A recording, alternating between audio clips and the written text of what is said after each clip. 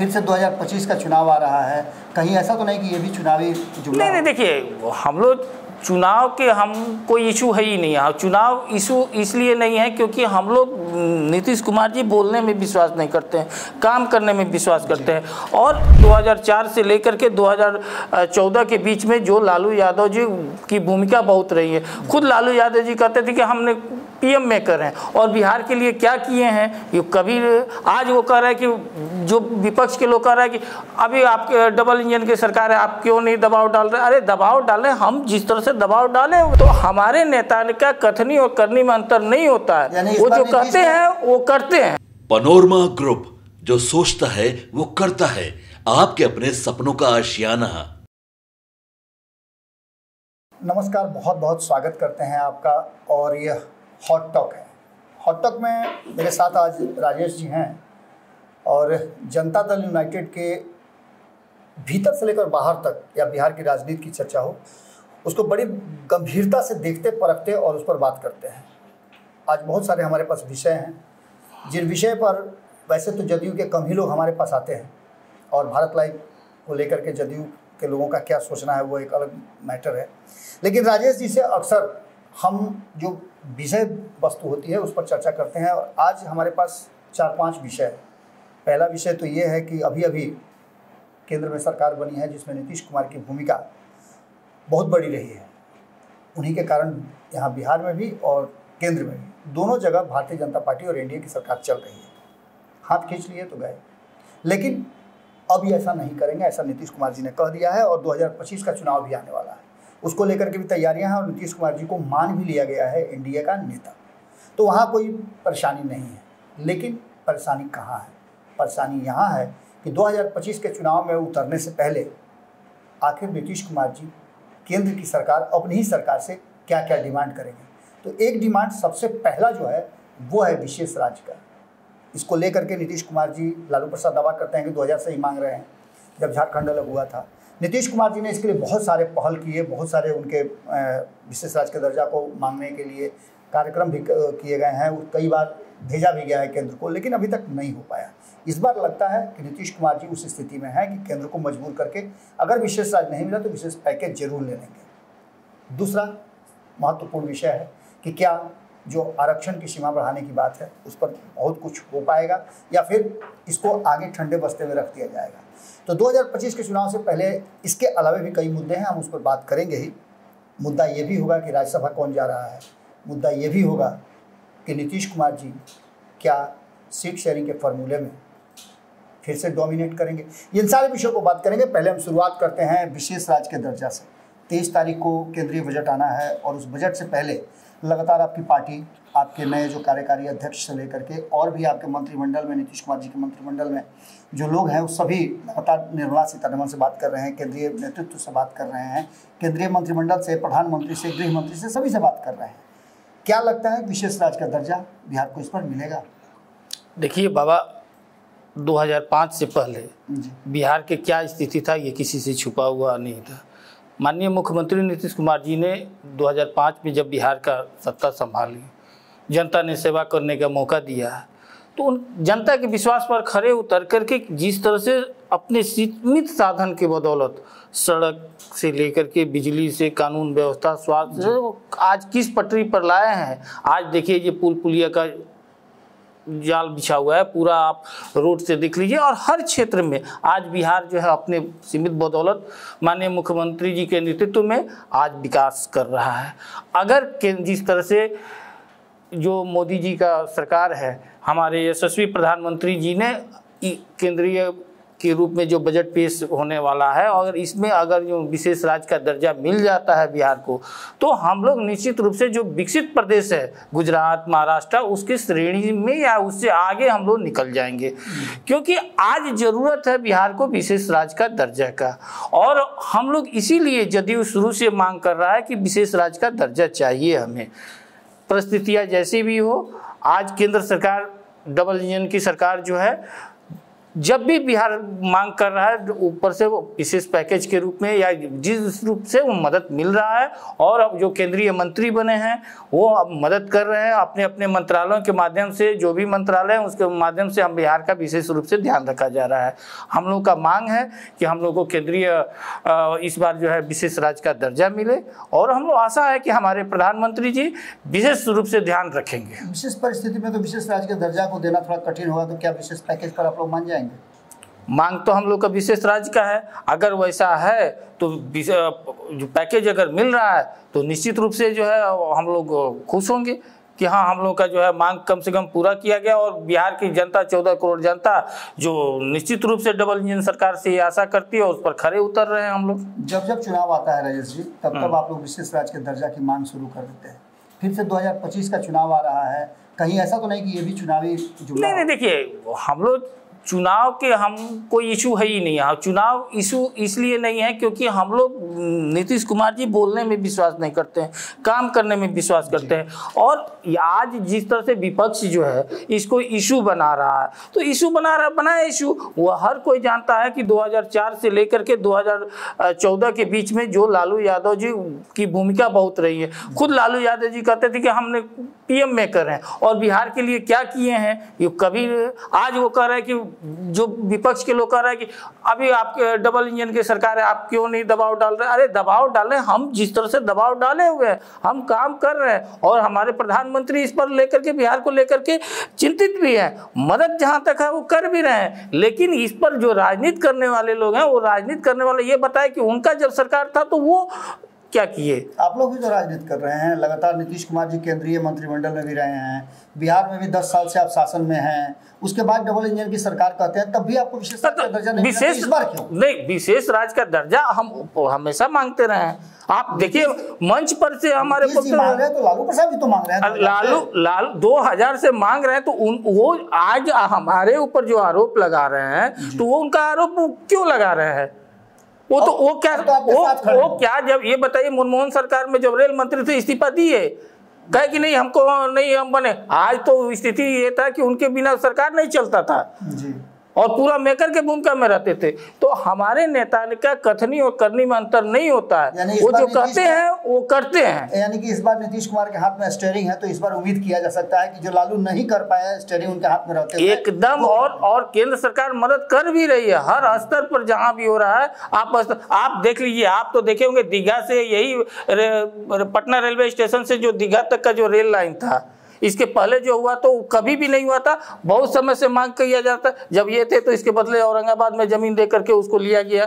बहुत सारे ऐसे योजनाएं हैं जिसको लेकर के नीतीश कुमार जी ने केंद्र सरकार पर दबाव डाल करके उस किया है। और अब जो स्थिति है, जैसे पहले जो होता था कि राज्य का जो है केंद्रीय बजट में 10% का रहता था, 90% केंद्रीय रहता था, अब 50-50 हो गया है। तो राज्य का जो अधिकार बनता है वो अधिकार होना चाहिए, और निश्चित रूप से बिहार का विशेष राज्य कर देते। दो बातें इधर नजर आई हैं। 2024 के चुनाव से पहले कहा जा रहा था कि आपकी जदयू समाप्त हो जाएगी, नीतीश कुमार सत्ता से बेदखल हो जाएंगे, भारतीय जनता पार्टी अगर पूर्ण बहुमत में आ गई तो नीतीश खत्म हो जाएंगे। अब तो ये परिस्थितियां नहीं हैं, लेकिन आपकी पार्टी ने और नीतीश कुमार ने धड़ाधड़ कई निर्णय लिए हैं, जिसको लेकर के पार्टी और संगठन को लेकर के भी बहुत सारी बातें की जा रही हैं। 2025 के चुनाव को मद्देनजर रखते हुए एक तरफ जहाँ संजय झा को कार्यकारी अध्यक्ष बनाया गया है, पार्टी का कमान उनके हाथ में दिया गया है, वहीं दूसरी तरफ आपने मनीष वर्मा को भी अपनी पार्टी का हिस्सा बनाया है, जो काफ़ी लंबे समय से आपके पार्टी से जुड़े भी रहे हैं और नीतीश कुमार के सलाहकार भी रहे हैं।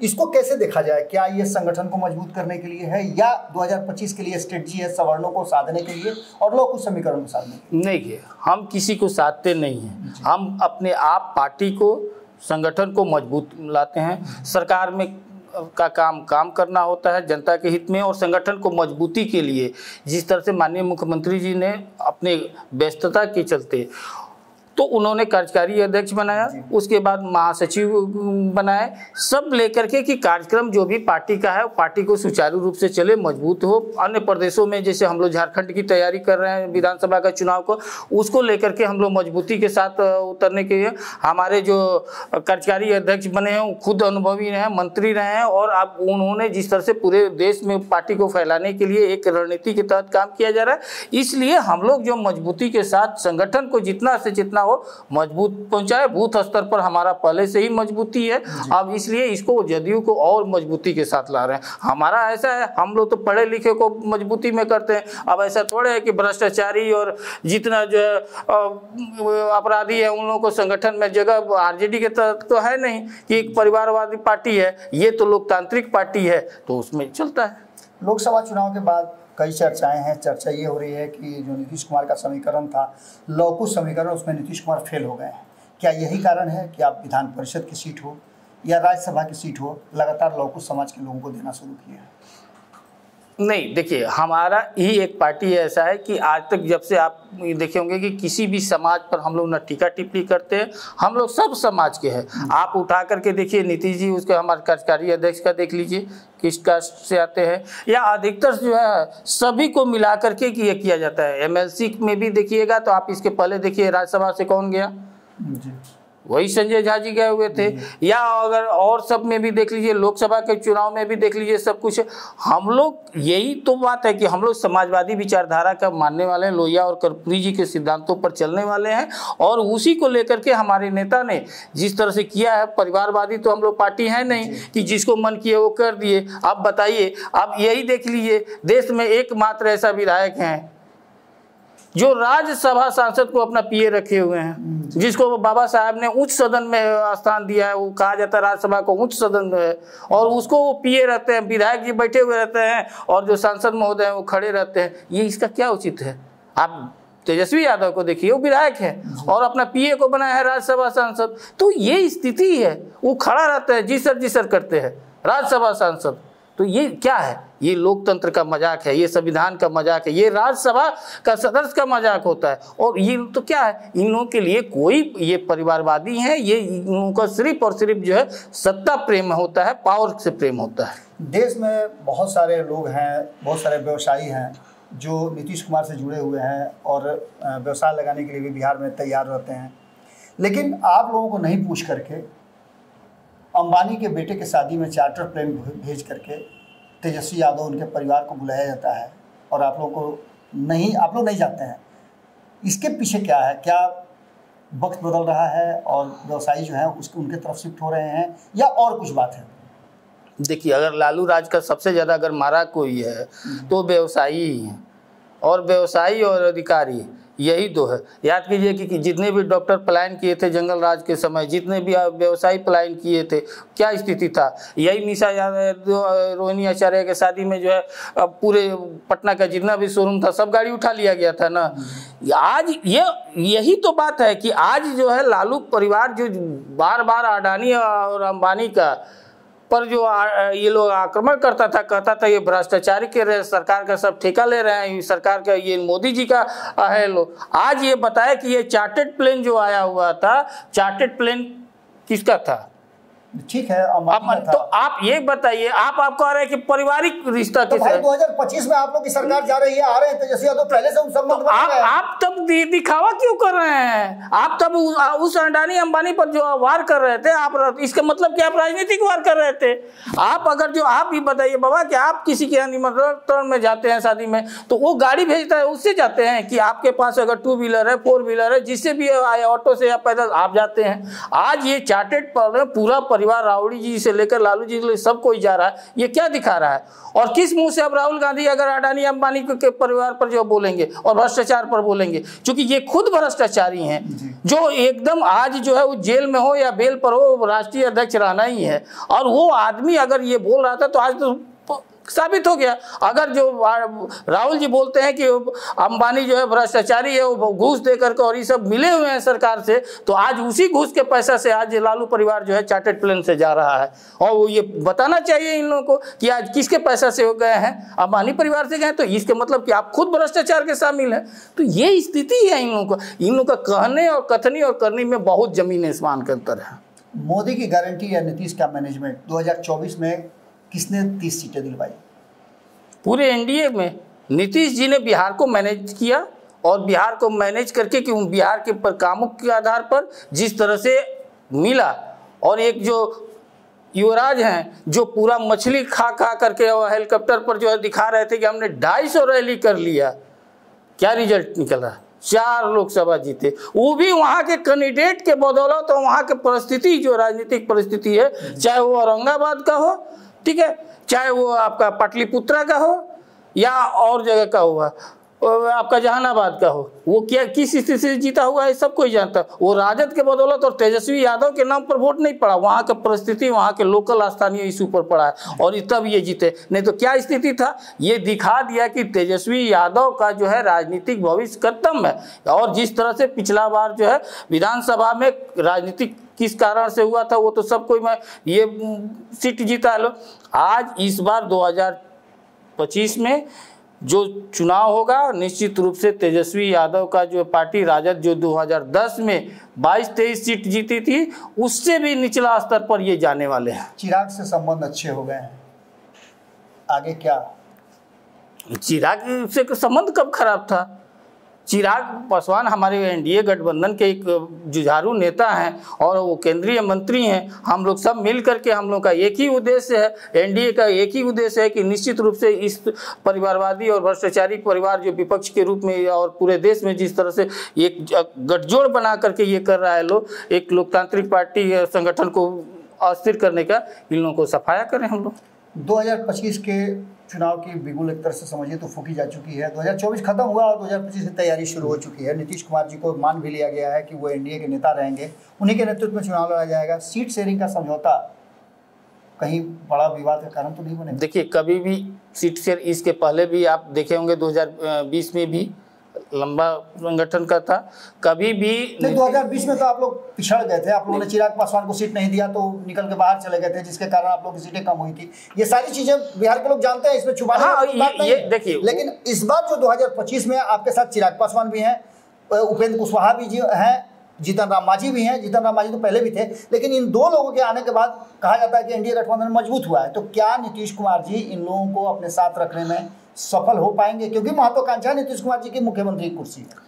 देखिए, मुख्यमंत्री का कुर्सी उसमें कहाँ से, तो महत्वाकांक्षा का वो है ही है। तो बिहार की जनता जो है और हमारे गठबंधन के लोकप्रिय जो है चिराग पासवान जी खुद नेता मान रहे हैं, सबको एक हो रहा है और उन्होंने सबको मिल करके एक ही उद्देश्य है कि बिहार में नीतीश जी के नेतृत्व में जिस तरह से ये भ्रष्टाचारियों को बाहर रखना है और हम लोग सब मिलजुल करके 200 पार इस बार जो है हम लोग बिहार में एनडीए को लाना है। यानी कि चिराग पासवान और उपेंद्र कुशवाहा जो पिछली बार नहीं थे, इस बार उनके मन मुताबिक सीटें दी जाएगी। एकदम सब कोई मिल करके जो परिस्थिति बनेगा, कम बेस जिस भी होगा, लेकिन सबका एक ही उद्देश्य है कि 2025 में 200 पार एनडीए का रहना है।